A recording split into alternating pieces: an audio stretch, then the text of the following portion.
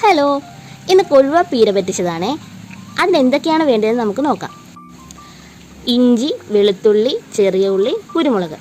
ആദ്യം നമ്മുടെ മിക്സിയുടെ ജാറിലേക്ക് ആവശ്യത്തിന് തേങ്ങ ഇട്ടതിന് ശേഷം അതിലേക്ക് 2-3 കുരുമുളക്, ചെറിയ ഉള്ളി, വെളുത്തുള്ളി, ഇഞ്ചി, ആവശ്യത്തിന് പച്ചമുളക്. അത് ഓരോരുത്തരുടെ എരിവിനനുസരിച്ച് ഇടുന്നതാണ് നല്ലത്.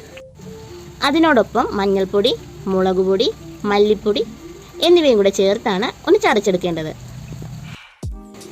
അതെല്ലാം കൂടെ ഇട്ട് നന്നായിട്ട് ഒന്ന് ചതച്ചെടുക്കാം. വെള്ളം തൊടാതെയാണ് ഇന്ന് ഒതുക്കിയെടുക്കേണ്ടത്, കാരണം വെള്ളം തൊട്ട് കഴിഞ്ഞാൽ അത് ചാറായി പോവും. ഇത് നമ്മുടെ നത്തോലി, ഞങ്ങളുടെ നാട്ടിൽ കൊഴുവയെന്ന് പറയും. നിങ്ങളുടെ നാട്ടിലും അങ്ങനെയൊക്കെ തന്നെയല്ലേ പറയുന്നത്? ആദ്യം നമുക്കൊരു കൊഴുവയെ ചട്ടിയിലോട്ട് മാറ്റി ആവശ്യത്തിന് കറിവേപ്പില, ഉപ്പ്, കൊടമ്പുളി എന്നിവ ചേർത്ത് വേണം തിരുമ്മി യോജിപ്പിച്ചെടുക്കാൻ.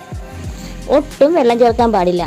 ഇനി ആവശ്യത്തിന് എണ്ണയും കൂടെ ചേർത്ത് നമുക്കതിനെ അടുപ്പത്ത് വെച്ച് ഒന്ന് വേവിച്ചെടുക്കാം. അങ്ങനെ നമ്മുടെ മീൻ പീര റെഡി ആയിട്ടുണ്ട്. നമ്മുടെ ഷാപ്പിൽ നിന്ന് കിട്ടുന്ന മീൻ പീരയും ഇതേപോലെയൊക്കെ തന്നെയാണ്.